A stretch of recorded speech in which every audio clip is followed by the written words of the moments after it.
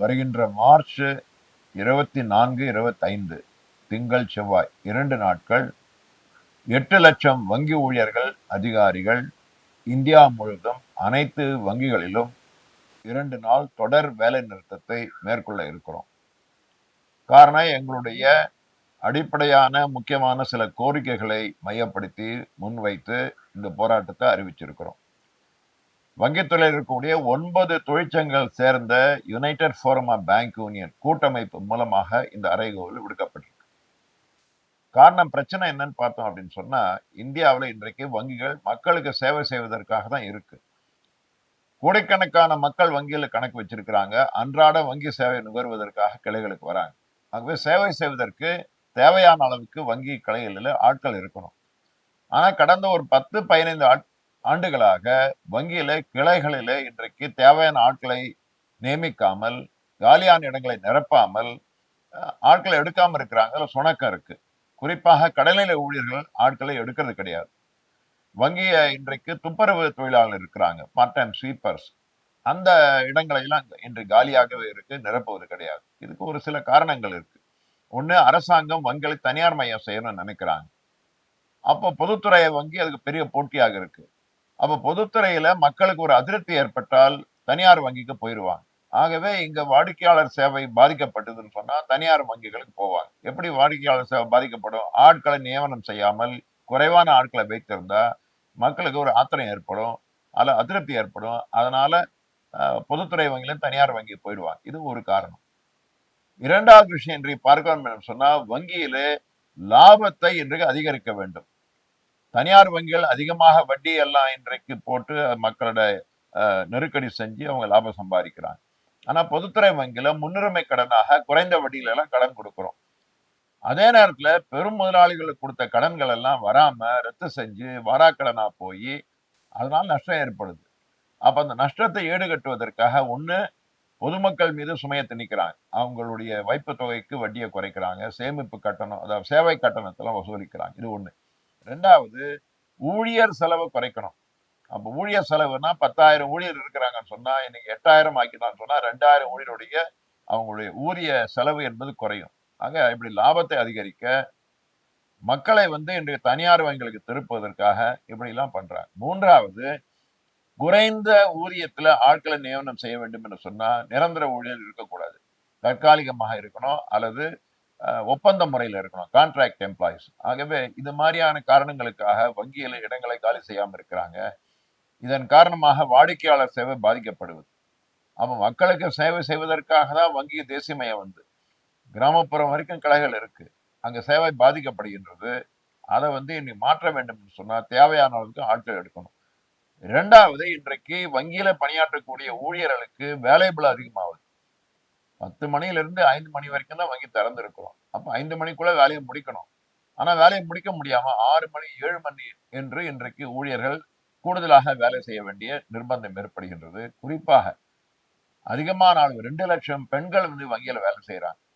அவர்கள் கூட இன்றைக்கு உரிய நேரத்திற்கு வீட்டுக்கு போக முடியல. ஆகவே அவங்களுக்கு ஒரு நெருக்கடி.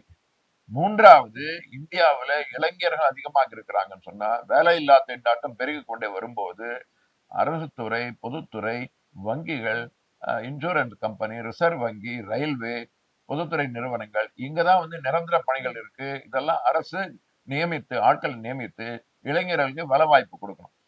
அப்போ இளைஞர்கள் வேலை வாய்ப்பு கிடைப்பதில்லை, இருக்கக்கூடிய ஊழியர்களுக்கு நெருக்கடியாவது, நிரந்தர பணியாளர்கள் பதிலாக தற்காலிகமாக அல்லது கான்ட்ராக்ட் முறையில இதெல்லாம் கொண்டு வரணும்னு பாக்குறாங்க. ஆகவே இது ரொம்ப முக்கியமான பிரச்சனை. இன்றைக்கு 2 லட்சம் இடங்கள் வங்கியில காலியாக இருக்கு, நிரப்பப்படாம. ஆகவே உடனடியாக நிரப்ப வேண்டும், இனி காலதாமதம் செய்யக்கூடாது என்று வலியுறுத்தி ஒரு கோரிக்கை. இரண்டாவது, வங்கித்துறையில பார்க்கிறோம் அப்படின்னு சொன்னா இன்றைக்கு நாங்க சனி ஞாயிறு 2 நாட்கள் எங்களுக்கு விடுமுறை வேண்டும் கேட்கிறோம். காரணம், ரிசர்வ் வங்கியில் அது மாதிரி இருக்கு, அரசு துறையில் அப்படி இருக்கு, இன்சூரன்ஸ் துறையில இருக்கு, பல நிதித்துறை சம்பந்தப்பட்ட பல அலுவலகங்கள் அது மாதிரியாக இருக்கு, தனியார் துறையில கூட இருக்கு. ஆனா வங்கியில மட்டும் ஏன் சனிக்கிழமை ஞாயிற்றுக்கிழமை 2 நாட்கள் லீவ் விடக்கூடாது? அது நிர்வாகங்கள் ஒத்துக்கிட்டாங்க. ஆனா அரசுடைய அனுமதி வேண்டும் கேட்டு அரசுக்கு பரிந்துரை செஞ்சிருக்கிறாங்க. ஆனா 1 ஆண்டுகள் ஆயிடுச்சு. இன்றைக்கு ஒன்றிய அரசாங்கம் நாங்க திறமையான அரசாங்கம் சொல்றாங்க. ஆனா என்ன திறமை? ஒரு ஆண்டாக அது பரிந்துரைக்கப்பட்டு அந்த வாரத்தில் 2 நாள் வேலை, 5 நாட்கள் வேலை, 2 நாள் விடுமுறை என்பது இன்னும் அவங்களால ஒத்துக்கொள்ளப்படாம நிலுவையிலேயே இருக்கின்றது.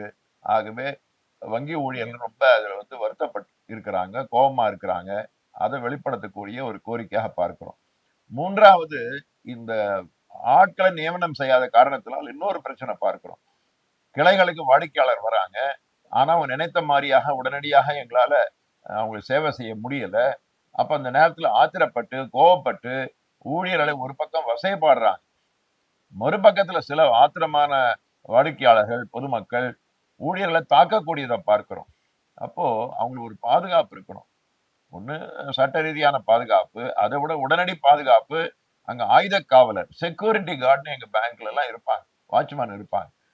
அது வங்கியுடைய சொத்துக்களை பராமரிக்கிறது மட்டுமல்ல, ஊழியர்களுக்கும் பாதுகாப்பு. ஒரு ஆயுதம் தாங்கிய காவலர்கள் இருப்பாங்க. ஆனா இப்ப அவங்க இல்ல. அதன் காரணமாக வாடிக்கையாளர் இந்த மாதிரி கோவப்படும் போது அவங்க எங்களை தாக்குறாங்கன்னு சொன்னா எங்களுக்கு பாதுகாப்பு இல்லாம இருக்கு. அப்ப இதனால ஒரு பெரிய பிரச்சனை வருது. இது அரசு தலையிட்டு எல்லா கிளையிலும் பாதுகாப்புக்காக ஊழியர்கள் நியமனம் செய்ய வேண்டும். செக்யூரிட்டி கார்டு இருக்கணும். வாடிக்கையாளருக்கும் நல்லது, ஊழியர்களுக்கும் நல்லது, வங்கிக்கும் நல்லது என்று பார்க்கிறோம். அதே மாதிரி முன்னாடி கேட்டுக்கிட்டு இருந்தாங்க வங்கி நிர்வாகங்கள், ஊழியருடைய திறமையின் அடிப்படையில ஊதியத்தை நாங்க இன்னைக்கு நிர்ணயம் செய்ய வேண்டும் அப்படின்னு சொன்னா, யாரு திறமையா இருக்கிறாங்களோ கூடுதல் சம்பளம். அது வங்கித்துறை மாதிரியான சேவைத்துறையில அது மாதிரி சொல்ல முடியாது. ஆகவே வங்கிகள் ஒட்டுமொத்தமாக நல்லா இருந்ததுன்னு சொன்னா கூடுதலாக சம்பளம் கொடுங்க. அதிக லாபம் வந்ததுன்னு சொன்னா அதுக்கு ஊக்கத்தொகை கொடுங்க, இன்சென்டிவ் கொடுங்க. ஆனா தனிப்பட்ட தனிநபர் திறமையை வைத்துக்கொண்டு ஊதியத்தை பிரிக்க கூடாது என்று ஏற்றுக்கொள்ளவில்லை. கடைசியாக ஒப்பந்தம் என்ன போட்டிருக்கிறோம் சொன்னா, எந்த வங்கியில் லாபம் கூடுதலாக இருக்கின்றதோ அங்கு கூடுதலாக ஒரு ஆண்டுக்கு 15 நாள் ஊதியத்தை இன்சென்டிவ், பிஎல்ஐ அப்படின்னு சொல்றோம், பர்ஃபார்மன்ஸ் லிங்க்டு இன்சென்டிவ். நல்ல பேங்க் பர்ஃபார்ம் பண்ணா அந்த ஊழியர்களுக்கு 15 நாள் ஊதியம் வரைக்கும் இன்சென்டிவா கொடுக்கலாம். இப்ப திடீரென்று அரசுல இருந்து ஒரு ஆணை வந்திருக்கு. உயர்மட்ட அதிகாரிகள் அவங்களும் எல்லாருக்கும் இதே 15 நாள் தான் இருக்கு இப்போ ஊக்கத்தொகை. ஆனா புதியதாக வந்த ஆணையில அவர்களுக்கு மட்டும் இன்றைக்கு 150 நாள், 200 நாள் ஊக்கத்தொகை. அது எல்லாருக்கும் கிடைக்காது. யாரு திறமைன்றாங்க. அப்போ உயர்மட்ட அதிகாரிகள்ல யாரு திறமைன்னு சொன்னா, மேல்மட்ட அதிகாரிகள் நிர்வாகத்திற்கு யாரை பிடிக்கின்றதோ அவங்களுக்கு அந்த ஊக்கத்தொகை கொடுப்பாங்க, மற்றவங்களுக்கு கொடுக்க மாட்டாங்க. ஆகவே இது ஊழியருடைய ஒற்றுமை பிளக்கக்கூடிய ஒரு முறையாக பார்க்கிறோம், அதை எதிர்க்கிறோம். 2வது, வங்கியில ஊழியர்கள் இருக்கும்போது 55 வயசு, 57 வயசு, அப்பதான் அவங்களுக்கு கூடுதலான பொறுப்பு, குடும்ப பொறுப்பு இருக்கு. அந்த நேரத்துல இப்ப என்ன சொல்றாங்க, அவங்க திறமையாக வேலை செய்யறாங்களா கண்காணிங்க. அவங்களுக்கு திறமை குறைஞ்சிருக்கு அப்படின்னு சொன்னா அவங்களை வீட்டுக்கு அனுப்பிச்சிருங்க. 2 மாசம் சம்பளம் கொடுத்து வீட்டுக்கு அனுப்புங்க. இது ரொம்ப தவறானது. அந்த நேரத்தில் தான் அவங்களுக்கு கூடுதலாக நம்ம அனுசரியாக இருந்து அவங்கள ஊக்கப்படுத்தணும். அந்த நேரத்துல இது மாதிரி மிரட்டுற மாதிரியாக ஒரு ஆணையை போட்டிருக்கிறாங்க. அதையெல்லாம் இன்றைக்கு வாபஸ் பெற வேண்டும் என்று கேட்கிறோம். அதே மாதிரியாக ஓய்வு பெற்றவர்களுக்கு பென்ஷன் கொடுக்கிறோம். ஆனா அந்த பென்ஷன் என்பது இன்றைக்கு அவங்க ரிட்டையர் ஆகும்போது, ஓய்வு பெறும்போது என்ன பென்ஷனோ அதே இருக்கு. பஞ்சப்படி மட்டும்தான் கொடுக்குறாங்க.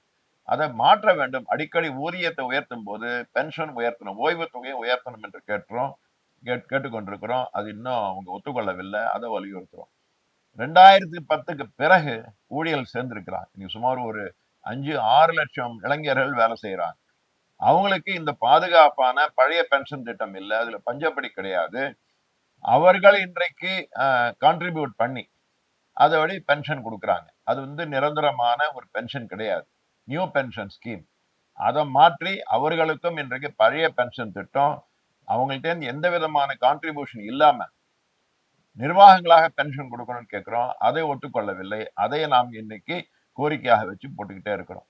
அது மாதிரி வங்கித்துறையில இல்லை, எல்லா நிர்வாகங்களுமே ஊழியர்களுக்கு சில சலுகைகள் கொடுப்பாங்க. இப்ப நாங்க வங்கியில இருக்கின்றதுனால நாங்க வீட்டு கடன் வாங்குறோம். வீட்டு கடனுக்கு மத்த பொதுமக்களுக்கு 8% வட்டின்னு சொன்னா எங்களுக்கு 6%, 7% கொடுக்குறாங்க. இது வங்கியில பணியாற்றுவதன் காரணமா. இப்ப ரயில்வேல இருக்கிறாங்கன்னு சொன்னா ரயில்வே ஊழியர்களுக்கு அந்த பயணம் கொஞ்சம் சலுகை கொடுக்குறாங்க, இல்ல அவங்களுக்கு ஃப்ரீயா சலுகை கொடுக்குறாங்க. இப்படி ஒவ்வொரு துறையில அந்த மாதிரி கொடுக்குறாங்க. அப்ப பேங்க் என்ற காரணத்தினால வட்டியில எங்களுக்கு சின்ன சலுகை கொடுக்குறாங்க. இப்போ அரசாங்கம் சொல்றாங்க, அந்த சலுகை என்பது உங்களுக்கு வருமானமாக பார்த்து அதுக்கு நீங்க வருமான வரி கட்டணும். இவ்வளவு ஆண்டுகளாக அது கிடையாது, 50 வருஷமா கிடையாது. இப்ப புதுசா இந்த வருஷம் அந்த மாதிரி சொல்றாங்க. ஆக இது மாதிரியாக ஊழியர்களுக்கு எதிரான முடிவுகள்லாம் எடுத்துக்கிட்டே இருக்கிறாங்க. அதே மாதிரியா ஒண்ணு எங்க கோரிக்கை, வங்கித்துறை கோரிக்கை அப்படின்னு பாத்தீங்கன்னா, அரசாங்கம் வங்கிகளை தனியார் மயம் செய்யும் முயற்சிகளை மேற்கொண்டே வராங்க. அதை நாங்க எதிர்த்து போராடிக்கிட்டு இருக்கிறோம். ஆனா இப்போ ஐடிபிஐ என்ற ஒரு வங்கி இருக்கு, ஐடிபிஐ பேங்க். அதுல 95% அரசும் அரசுக்கு சொந்தமான எல்ஐசியும் அவங்க பங்கு வச்சிருக்கிறாங்க. அதை இன்றைக்கு 50% குறைவாக நாங்க வைத்துக்கொண்டு அதை வெளியில வித்துருவோன்றாங்க. அப்போ அந்த வங்கி தனியார் யாரோ வாங்க போறாங்க. யார் அப்படின்னு சொன்னா, இன்றைக்கு கனடாவில இருந்தோ துபாயில இருந்தோ யாரோ முதலாளிக்கு விற்பனை செய்ய போவதாக பார்க்கிறோம். அப்ப இந்திய மக்களுடைய சேமிப்பு வெளிநாட்டுக்கு விற்கக்கூடிய ஒரு ஆபத்து இருக்கு. இந்த மாதிரி வங்கிகளை தனியார் மயம் செய்யக்கூடாது. அதை நாங்க எதிர்க்கிறோம். ஆக இப்படி எல்லா கோரிக்கையும் வைத்து நாங்க எவ்வளவு பேசி பார்த்துட்டோம். ஆனா எந்த முன்னேற்றம் இல்லை. ஆகவே வருகின்ற 24, 25 2 நாள் தொடர் வேலை நிறுத்தத்துக்கு அறிவித்திருக்கிறோம். அதுலயும் இந்த பிரச்சனை தீரவில்லை என்று சொன்னா, இன்னும் மேல் கட்டத்துல இன்னும் அதிகமாக வேலை நிறுத்தம் செய்ய வேண்டிய அவசியம் இருக்கு. இந்த 2 நாள் வேலை நிறுத்தமே 2 நாள் வங்கி பணி முடக்கம் என்று சொன்னா, பொதுமக்களுக்கு அதனால கொஞ்சம் சிரமங்கள் ஏற்படும். ஆனா மக்கள் புரிந்து கொள்ள வேண்டும். மக்களுக்கு நல்ல திறமையாக சேவை செய்வதற்காகத்தான் இன்றைக்கு காலியான இடங்களை நிரப்ப வேண்டும் என்று சொல்லி அதுக்காக போராடுறோம். இளைஞர்களுக்கு வேலை வாய்ப்பு கிடைக்கணும் என்பதற்காக இந்த கோரிக்கை வச்சிருக்கிறோம். அது மாதிரி தனியார் மயம் செய்து மக்களுக்கு ஒரு தீங்கு வந்துவிடக்கூடாது, தீமை வந்துவிடக்கூடாது என்று போராடி கொண்டிருக்கிறோம். ஆக இந்த கோரிக்கைகள் மக்களும் புரிந்து கொண்டு, பொதுமக்கள் புரிந்து கொண்டு எங்களுடைய கோரிக்கைகளுக்கு, போராட்டத்திற்கு ஆதரவு அளிக்க வேண்டும் என்று ரொம்ப தாழ்மையாக கேட்டுக்கொள்கின்றோம்.